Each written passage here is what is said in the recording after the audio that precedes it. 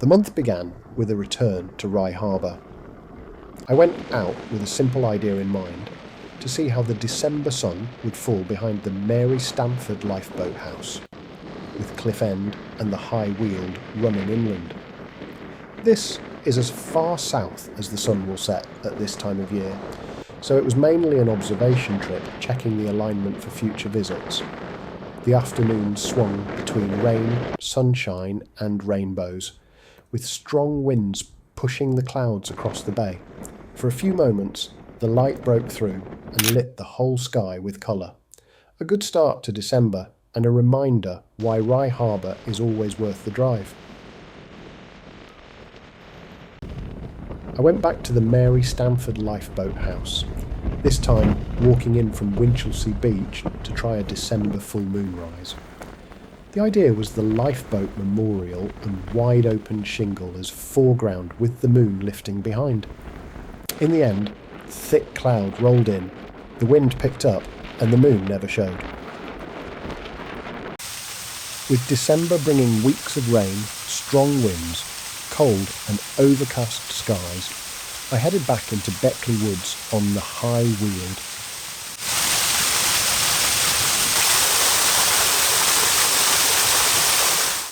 When general conditions aren't great for photography, waterfalls are often the best subject.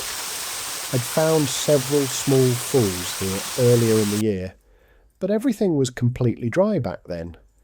This time, the water was finally flowing. This is the strongest waterfall in the area, with others dotted through Waterfall Wood, but far less dramatic.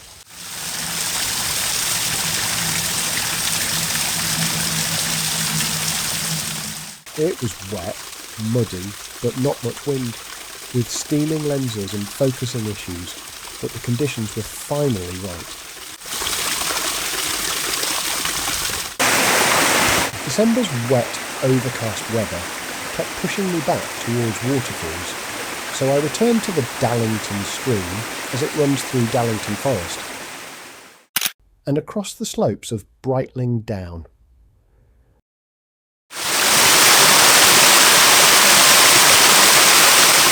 There are a number of small waterfalls hidden along this stretch, but they're not easy to find.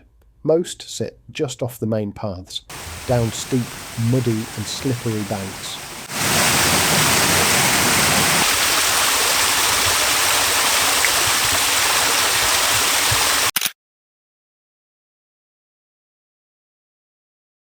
With a polarizer helping to cut reflections from wet rock and water. None of these falls are dramatic on their own, but together they work well in subdued December light, rewarding patience rather than easy access.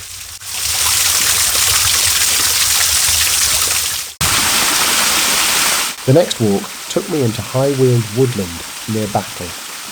I'm keeping the exact location vague for now, as it's an area I plan to include in a future supporter map. A follower had tipped me off about a small waterfall here after seeing some of my other waterfall posts. For most of the walk, it felt like a false lead, but right at the end, just inside the woodland, I found two small falls tucked into the bank.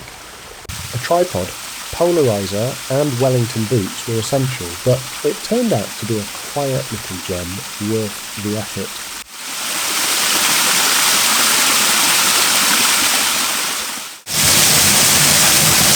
December's prolonged rainfall briefly changed the character of Ashdown Forest. Normally quiet woodland streams gained energy, and for a short window hidden waterfalls appeared where none seemed to exist most of the year. Over a single walk, three very different falls revealed themselves. A hidden plunge deep in a ravine, a stepped cascade beside a footpath, and an unnamed drop further downstream. None of them are permanent features. Outside wet periods, they fade back into the landscape, easy to walk past without notice. It was a reminder that some of the most interesting moments in the landscape are conditional. Catch the forest immediately after heavy rain, and it offers something rare and temporary. Miss that window, and it quietly resets, leaving little trace of what was briefly there.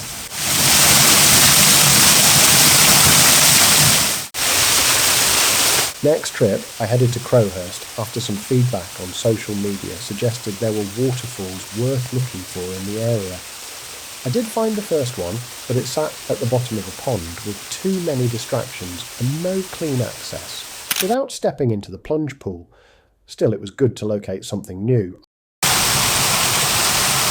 followed the stream downstream into Woodland, and that's where the walk paid off.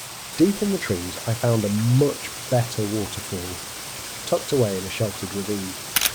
Despite the cold day, it felt mild down here, and it turned out to be one of the nicest hidden finds of the month.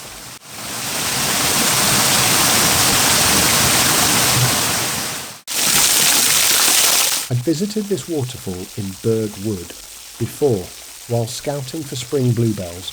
Memory is distorting. I thought it was the third of it actual size. With the recent heavy rain and the ongoing waterfall project, I wanted to see what it was doing in winter.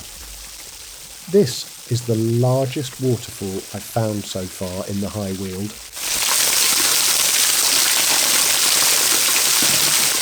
But after 4 or 5 drier days, the flow had already dropped to a thin curtain. It's a very periodic feature. Catch it straight after heavy rain, and its ferocious miss that window, and it quickly fades back into the rock.